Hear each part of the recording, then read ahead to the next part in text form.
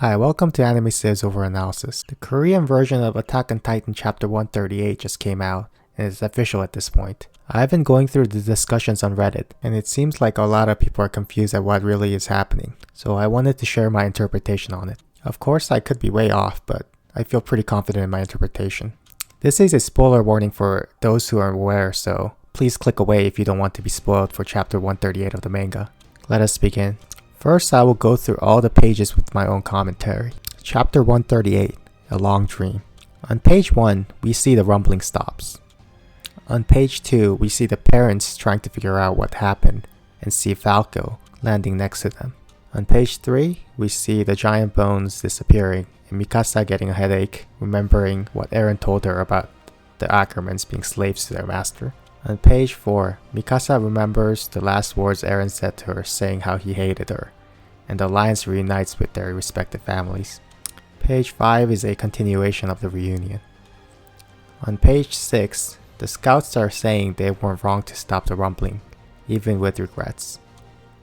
On page 7, Karina tells Annie to go meet her father, and they're looking for Reiner. On page 8, we see Armin's Colossal Titan and Reiner. On page 9, they see Reiner is alive, but also see that the spine creature is alive as well, and they're trying to kill it. On page 10, we see an explosion, and John says Eren isn't dead. On page 11, we see Eren's Colossal Titan. Not sure how he has the power, but whatever. On page 12, they say they need to kill the spine creature, but Levi says they can't kill something that survived the explosion, and that they need to kill Eren instead. The others say they will do it. On page 13, Mikasa questions why, and we see the gas coming out of the spine creature. On page 14, we see Annie's dad saying that if the captain didn't shoot in the air, they would still be fighting, and the captain's saying they need to work together to fix the mistakes. Annie also sees her dad. On page 15, the gas overtakes them. On page 16, they're trying to figure out what the gas is. On page 17, Connie says this is the gas from Rogako, where his parents were turned into Titans. Levi tells Mikasa and Pieck to ride Falco, since the Ackermans and Titans are unaffected by the gas, and they still have a mission. On page 18, they fly away while crying. On page 19, John and Connie talk about how it is the end for them, and how they entrust the rest to their friends. And Connie mentions how it's John's fault that they are saving humanity. Annie meets her dad, but gas takes over.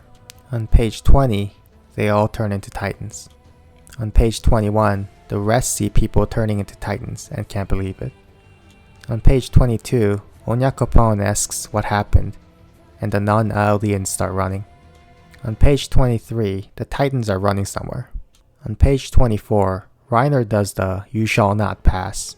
On page 25, Armin says that Eren likes hell, and he will entertain him till the end.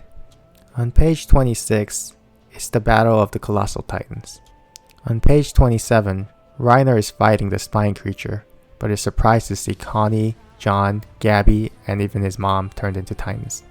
On page 28, Pieck jumps off to fight the creature, too, as well as Annie, and they ask how they can be repaid.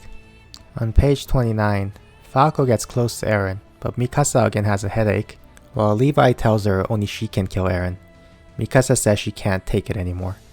On page 30, she says she wants to go home. On page 31, Eren wakes Mikasa up saying that she'll catch a cold. Mikasa wakes up confused. On page 32, Mikasa asks when she was sleeping, and says it felt like a long dream.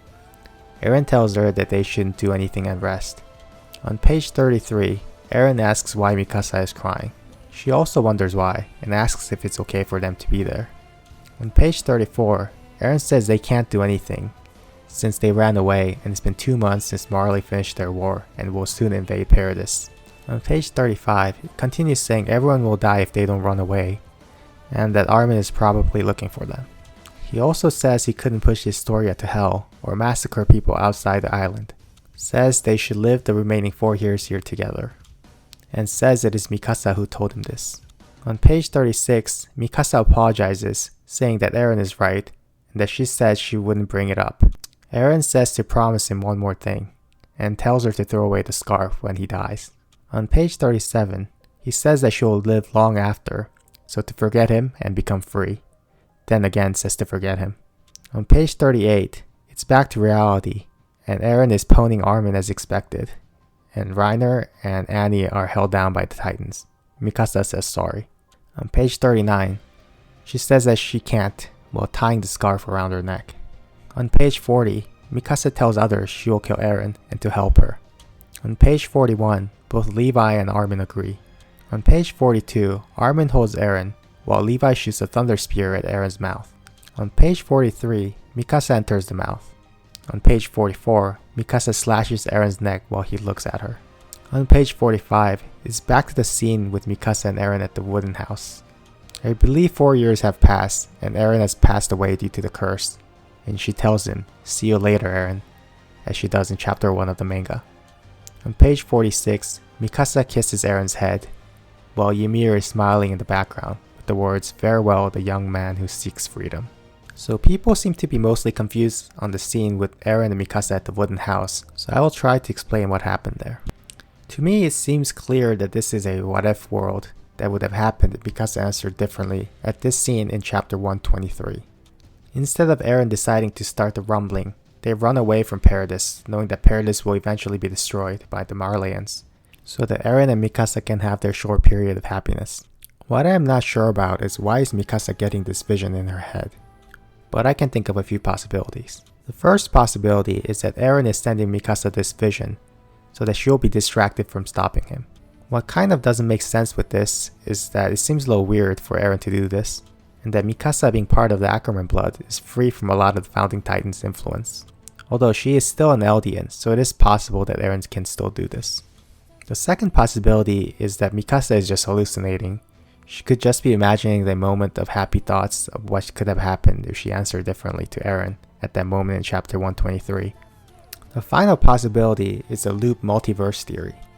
The credits to this theory goes to raysmia and emmyeggo for coming up with this theory on /Titanfolk subreddit, and I will have the links in the descriptions below for more details. But the gist of the theory states that the world of Attack on Titan is actually a loop, where the events of Attack on Titan unfold, and they go through the similar events over and over again. And this repeats until they are able to reach a correct timeline, where Ymir Fritz is able to finally achieve her freedom. And the different times that Mikasa has a headache are the times that something different happened. Here is an excerpt from raysmia's post. In one of the loops, she and Eren died before they got the chance to escape their hometown after the wall breach.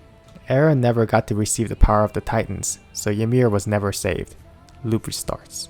In an alternate timeline, Eren died after being eaten by the Santa Titan. As a result, Ymir was not freed and the loop restarted. In a different loop, the female Titan succeeded in capturing Eren, and the warriors completed their missions early. With Eren's death, Ymir stays a slave. Once again, the loop restarts. In another timeline, Reiner and Beltort managed to retake the Founder and bring it to Marley. Similar to the other cases, Ymir is not saved. The loop restarts. In one of the numerous timelines, Armin died and Eren went off the rails, never reaching the point of saving Ymir. Time restarts once more. In yet another loop, Mikasa decided not to follow Eren in the army, and Eren ended up dying early since she wasn't there to protect him. It should be specified that Louise asks her why she joined the Survey Corps seconds before the headache hits her. In another timeline, they reach the stage of infamous chapter 112, days before Marley attacks Paradis. Maybe what prevented Eren from saving Ymir then was that Zeke died by Levi's hand before he and Eren could touch. So basically, the scene at the wooden house is one of these loops, and at some point, for one reason or another, Mikasa also realizes that she was part of a loop. Then it makes perfect sense why she told Eren, "See you later," since she knew there would be another timeline. And this leads us to the current world we are witnessing as a viewer now.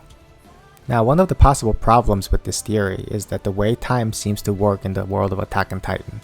If it is inside a fixed timeline world, it doesn't make sense how Eren was able to convince Grisha to kill Frida Fritz to take over the Founding Titan's powers, and this would require memories from the future that didn't happen in those loops. This causes a time paradox similar to the grandfather paradox, where if you traveled back in time and killed your grandfather before your parents were born, how could you exist to carry out the deed? There are a couple of answers I can think of for this. In a multiverse time travel theory, if you were to travel and kill your grandfather, it would create a separate world line in which you don't exist, and thus this is a different world from the world you came from, and thus we can avoid the paradox. However, even in a fixed timeline universe, we can think of each loop as a succession to each other, and the memory that Grisha received does not come from within the loop, but from the last loop where Eren sends the view of the scenery that Grisha talks about, thus avoiding the paradox issue in our case.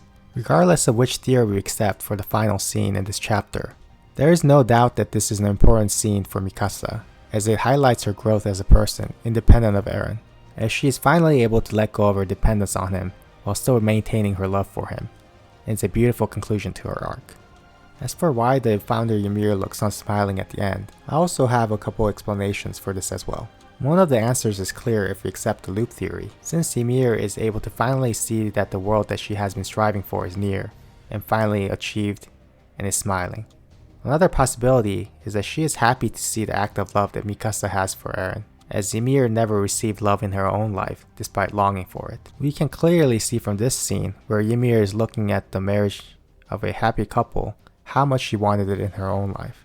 And witnessing this in action is why she is smiling. Now that we are near the conclusion, you might be wondering what is going to happen now.